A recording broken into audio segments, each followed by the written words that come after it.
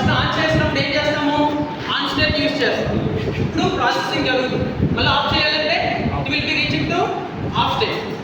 సింపుల్గా మనం మన మొబైల్ తీసుకుంటాం. మొబైల్లో స్క్రీన్ ఆన్ చేయాలంటే ఏం చేస్తాం, బటన్ ప్రెస్ చేస్తాం. ఓకేనా? మళ్ళీ ఆఫ్ చేయాలంటే బటన్ ప్రెస్ చేస్తాం. ఇప్పుడు ఆన్ అండ్ ఆఫ్ అనేవి రెండు డిఫరెంట్ స్టేట్స్. ఓకేనా? ఇప్పుడు సేమ్ ఇలానే క్యాలిక్యులేషన్స్ ఆఫ్ ఇన్పుట్స్ అంటే ఇది ఒక స్టేట్, మధ్యలో జరిగేది ట్రాన్సిషన్ అన్నమాట. ఇప్పుడు మనం స్విచ్ చేసేటప్పుడు పవర్ పాస్ అవుతుందా లేదా అంటే పవర్ అనేది ట్రాన్స్ఫర్ అవుతుంది. అంటే దాన్ని మనం ఏమంటామంటే ట్రాన్సిషన్ స్టేట్. ఓకేనా? ఇది బేసిక్ కాన్సెప్ట్.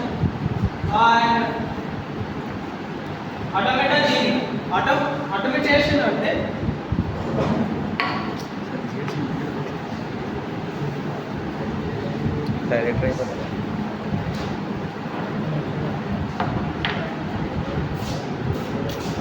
డైరెక్టర్ సతీష్ ఏంటి అంటే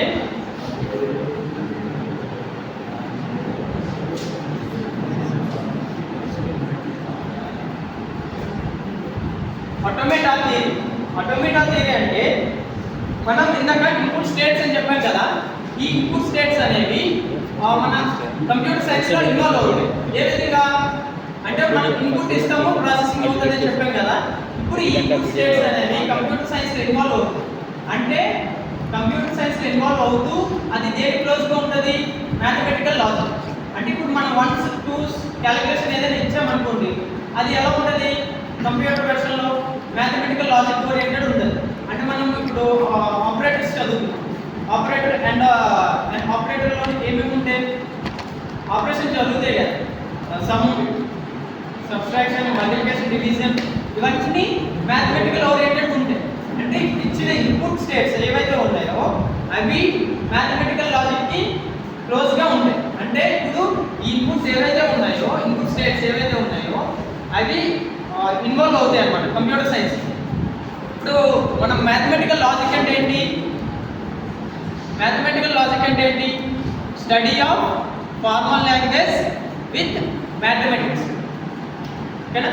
స్టడీ ఆఫ్ ఫార్మల్ లాంగ్వేజ్, ఏదైతే ఫార్మల్ లాంగ్వేజ్ ఉందో ఆ ఫార్మల్ లాంగ్వేజ్ అనేది మనం మ్యాథమెటిక్స్ ఓరియంటెడ్గా నేర్చుకుంటాం.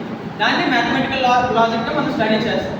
దాన్ని మనం ఫార్మల్ ఆటోమేటా థియరీ కింద డినోట్ చేస్తాం. ఇందులో వచ్చేసరికి మనకి ఫైనైట్ ఆటోమేటా థియరీ ఉంది. ఫైనైట్ ఆటోమేటేషన్లో మనకి 4 రిప్రజెంటేషన్స్ ఏంటి,